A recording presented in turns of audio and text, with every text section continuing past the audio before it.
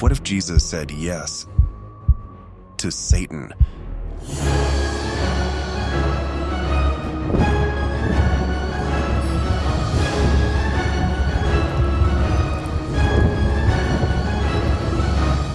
We made this a bonus for those who will stay till the end, not just to imagine a different ending, but to understand the nightmare we were spared. This is what the world might have looked like if Satan had truly won. If Jesus said yes instead of it is written. A final what if to show why his no changed everything.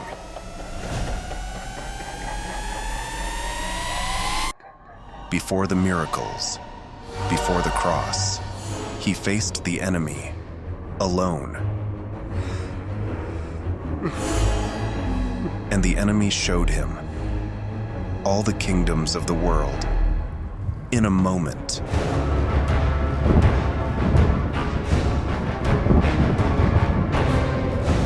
Look. All of it. Glory, power, dominion. I will give it to you. No pain, no blood, no cross. Just kneel. He wasn't just tempted with bread. He was offered the world. Bow, and I will give you everything. It is written.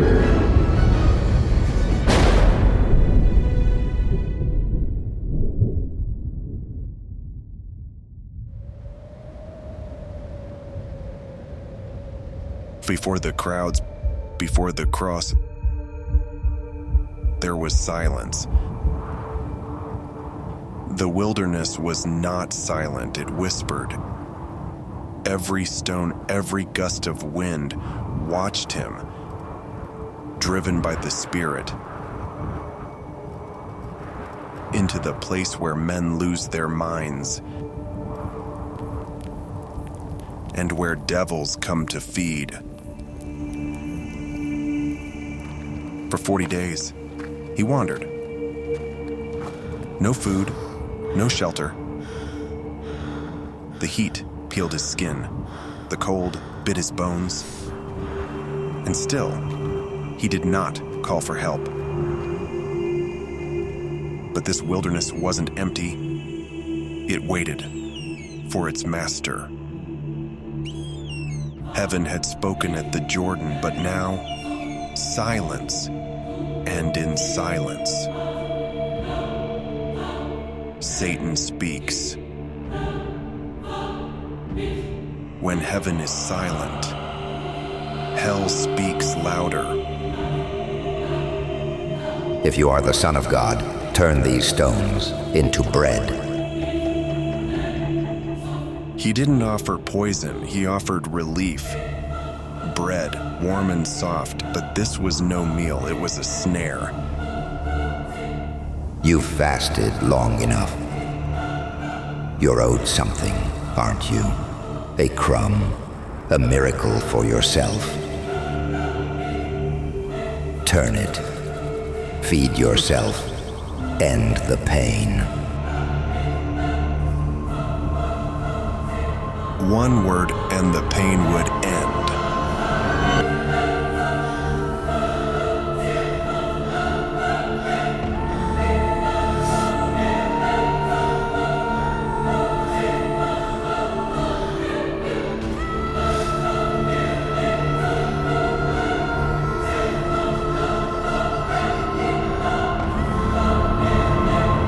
You turned water into wine for them. You multiplied bread for thousands. Why, suffer now? The body begged, the mind swirled. The flesh remembered Eden, but the spirit remembered obedience. It is written, man shall not live by bread alone, but by every word that proceeds from the mouth of God. So you choose hunger over satisfaction. He chose hunger so we could be full. He hungered not for food, but for the will of his Father. Where the first Adam ate and fell, the second Adam refused and stood.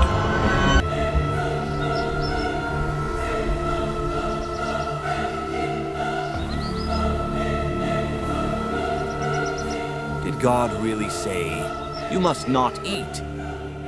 He said we may eat from every tree, except this one, or we will surely die.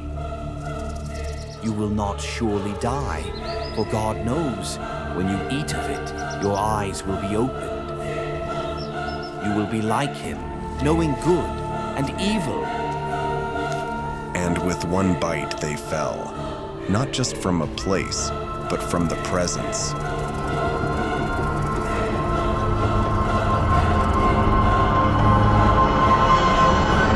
Where the first Adam reached, the second refused. In Eden, man chose the fruit. In the desert, the Son chose the Word. He had passed the first test, but the next strike would come from above. Satan had more to say, and the temple awaited. He had conquered hunger, but now he would face pride. The first attack came through hunger, but the second would strike the soul, and the bread had turned to ash. But the voice had not vanished. It waited, watching, calculating.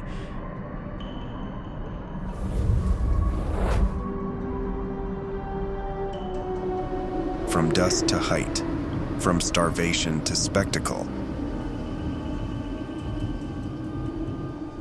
If you are the Son of God, throw yourself down. After all, it is written, he shall command his angels concerning you. They will lift you up in their hands, so you will not strike your foot against a stone. Scripture used like a dagger. The word quoting the word. Beautiful, isn't it? Imagine it. One leap, one miracle, and they'll never question you again. This wasn't about safety, it was about proving something. You've walked this land for years. They mock you, they doubt you, even your own family. Go show yourself in Jerusalem. No one does miracles in secret if they want to be known.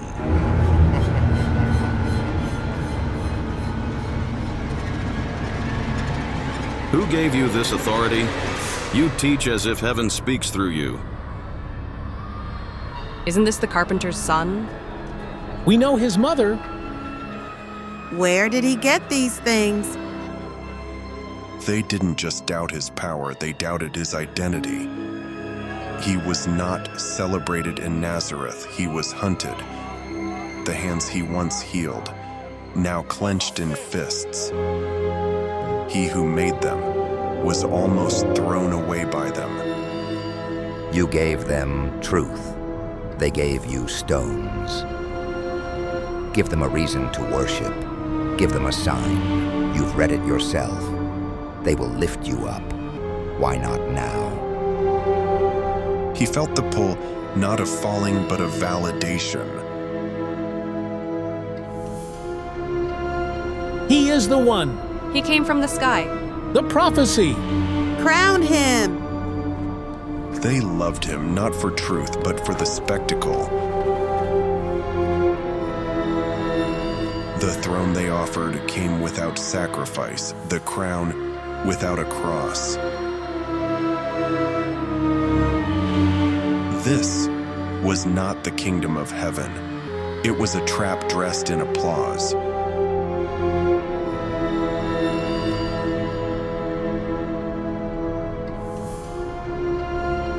They want signs. You want them to believe. What's the cost of a jump? if it saves thousands. Don't wait for a cross. Win them now. To fall was to gain everything and lose nothing, or so it seemed. It is written, "You shall not put the Lord your God to the test." So no bread, no signs, no fame. He would not prove what heaven had already declared. He would not earn what was already his. They won't follow you, you know. Not if you stay this way. Not if you hide your power. But he didn't come for applause. He came for redemption. You want to save them? Then why make it so hard? Where pride said, "Prove yourself," he answered with trust. He could have fallen into fame. Instead, he walked back into obscurity. But the final temptation wouldn't ask him to prove himself. It would ask him to trade his mission for a shortcut. The next offer wasn't shouted from a mountaintop. It whispered in the dark. Power, identity, suffering, without purpose. The real battle was still ahead. What he faced next wasn't just temptation, it was war. The temple faded. The applause never came. But the voice remained.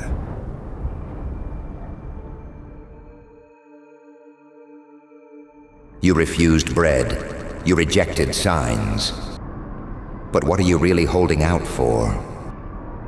Temptation doesn't always come in daylight. Sometimes it hides in silence. He failed. You know that, but you don't have to.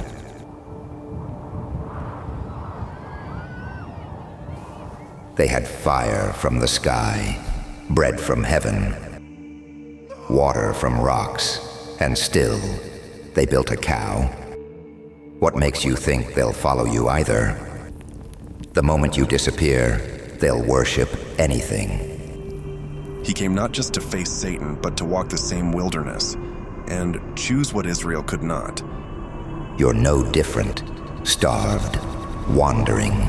They never listened to God. Why should they listen to you? The war was not only with the devil, but with discouragement, with doubt. Why go to the cross when they won't care? Why suffer when they'll still spit in your face? Prophecy, prophet, who hit you? Crucify him. Give us Barabbas. Crucify. Pilate, the judge who wouldn't judge, he knew the truth, but let the mob decide. And there in the crowd was Peter, the rock, crumbling. 3 years of fire and faith, now drowned in a single night of fear. They chose a thief over you. Your closest friend denied you. This is who you're dying for? Before the nails came the silence, the spit, the betrayal. The ones he loved turned away. Let me offer you something better. Not just power, but peace. No blood, no betrayal. This was no official test, no scripture tool, and just shadows pressing on the soul. Heaven watched, but it did not speak. Though I walk through the valley of the shadow of death, I will fear no evil, for you are with me. He resisted, not with miracles, but with memory, not with thunder, but with truth. One more chance, one last offer, and this time, you'll see it with your own eyes. Stay, watch, for the final temptation is unlike anything the world had ever seen.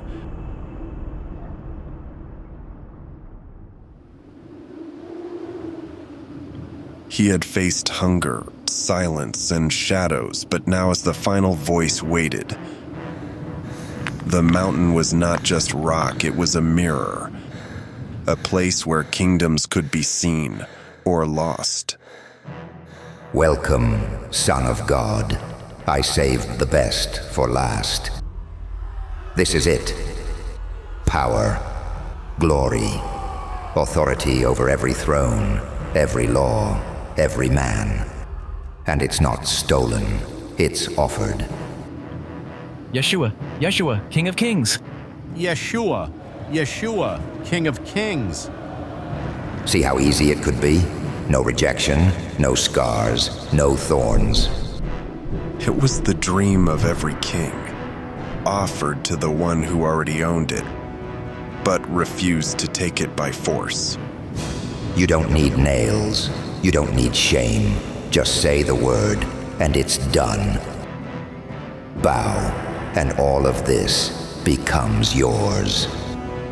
But he didn't just see what he could gain.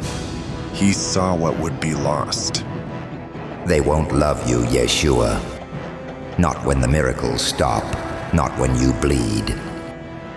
Father, if it be possible, let this cup pass from me. Yet not my will, but yours be done.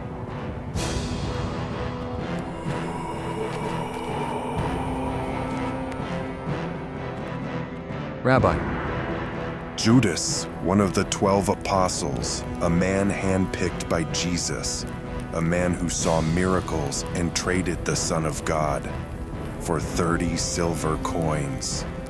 Put your sword away. Shall I not drink the cup the Father has given me? And so it began, not with violence, not with armies, but with a kiss and chains. The soldiers did not know him, but they knew how to make him bleed. Weren't you with him, the Galilean? No, I don't know him. Peter, the fisherman turned rock, the one who said, "I will never deny you," denied him again. One betrayed, one denied, and the Son of Man walked forward anyway. Look at them, your friends. One kissed you and sold you. The other, he swore loyalty, then vanished into the dark. Is this your reward? A crown of thorns, a Roman whip for the King of Heaven? Save yourself, Yeshua. Rule in glory, not in guilt. Take the crown and end the suffering. Just kneel. One moment, one bow, and it's all yours. Power, thrones, the worship of nations, and no one has to die. Away from me, Satan, for it is written, "You shall worship the Lord your God, and him only shall you serve." He refused the shortcut and crushed the lie beneath his heel. You have overcome. Where Satan offered a crown, heaven offered peace. But this was not the end, it was only the beginning.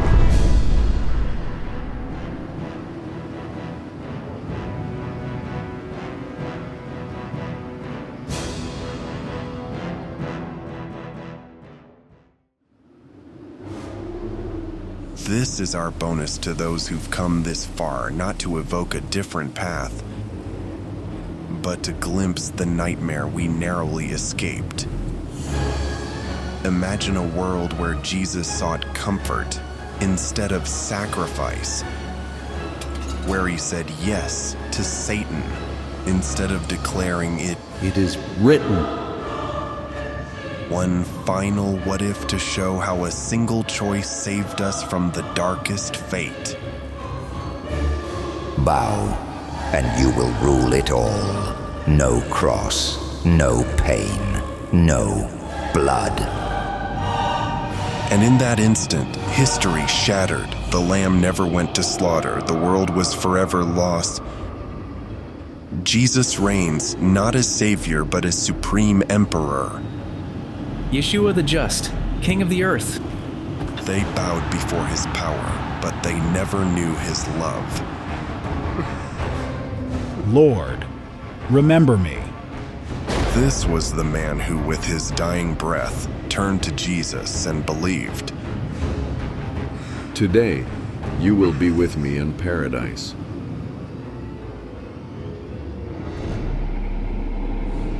And in the true story, he was answered with mercy, but not here, not in this world.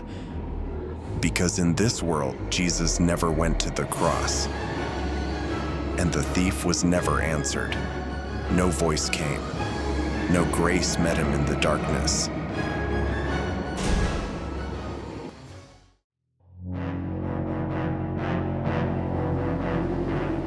This is Simon Peter, the fisherman who once left everything to follow the Messiah, the one who swore loyalty until death.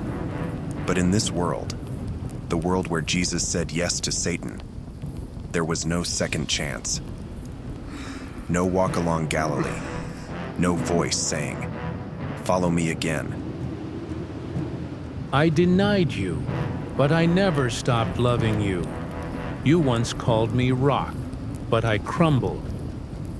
But love alone could not restore him. There was no moment of mercy, no hand extended in grace, just the heavy silence of a king who never looked back. In this world, Peter would never be restored.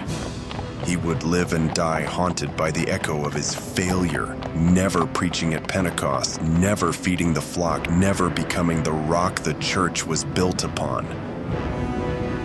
The fire within him, it would go out in that alley, unseen, unheard, forgotten. When the rock does not rise again, even the strongest disciples fall.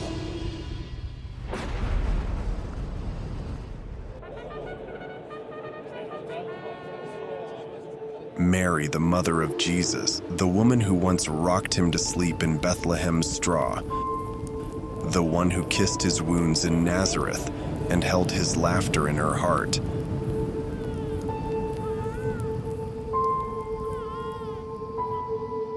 Now, she watched her son wear a robe of royalty, but not the scars. He bore the crown, but not the cross. You were born to suffer, not to shine. He did not recognize her. There was no moment on Calvary, as no weeping mother beneath the blood-stained wood.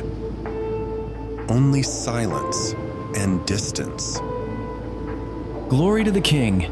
Long live the Son of Heaven. Glory to the King. Long live the Son of Heaven. Her son had saved the world, but not its soul. And the one who bore him into the world was left to mourn the son she no longer knew.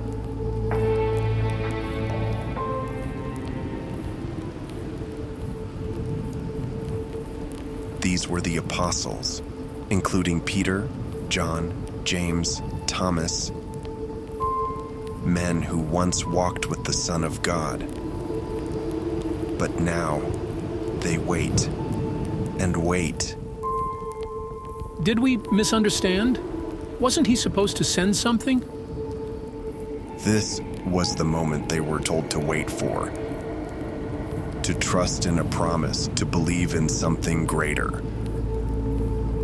But in this world, Jesus never went to the cross, and the promise never came. No courage to speak, no power to heal, no comforter whispering, "You're not alone." They were ready to change the world, but the world never changed. No bold sermons in the streets, and no thousands saved in a single day. No missionaries sent, no churches planted. This was Saul, the man we would one day call Paul, chosen to carry the gospel across continents. To write letters that would shape churches and lives. But in this world, he never encountered the risen Christ. And the pen never touched the scroll. The letters we read today were never written. The gospel that reached your nation never left Jerusalem. No Pentecost, no church, no good news. Just a room full of men, waiting for a future that never came.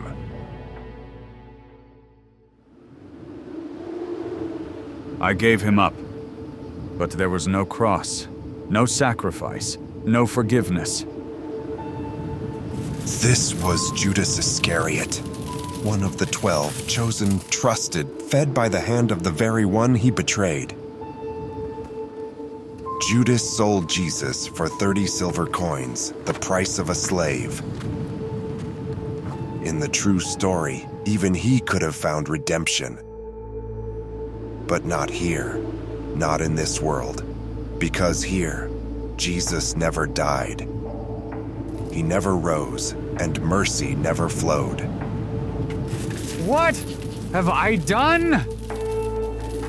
There was no Calvary to cover this sin, no blood that washed the stain. No words from the cross that cried, "Father, forgive." His end was not betrayal, it was despair.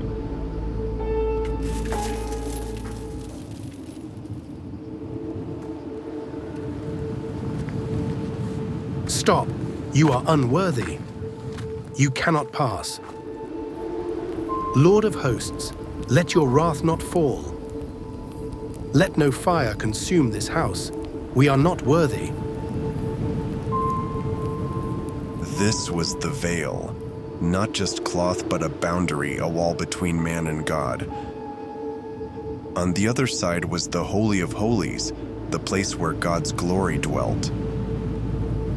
And only once a year, only one man dared pass through.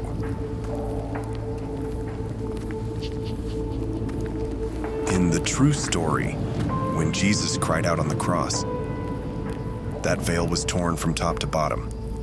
It was heaven saying, "Come." The barrier shattered. The distance erased. But in this world, this nightmare where Jesus bowed to Satan, there was no cross. There was no cry, "It is finished," and so the veil never tore. No torn veil meant no forgiveness. No forgiveness meant no access to God. This is why Jesus had to suffer, why he could not kneel. Because without the tearing, we remain outside forever.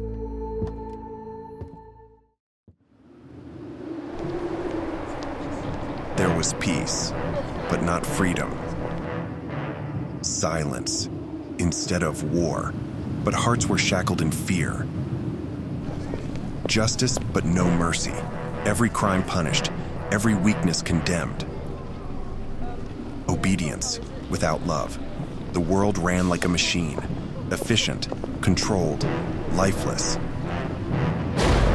This was not the kingdom of heaven. This was the empire of fear.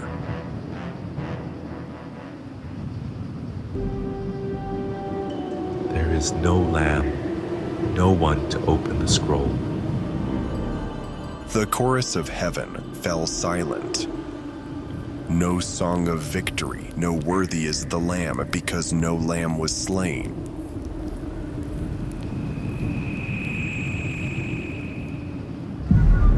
I saved the world, but I lost their souls. They bow to you now, but they don't love you. That's the deal. No scars, no worship. Reality shattered, time reversed.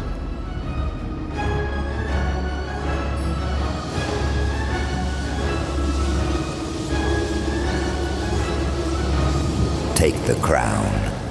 You don't need to bleed to be king. Why suffer when you could rule? Speak one word, and they'll worship you. Bow once, and the pain ends forever.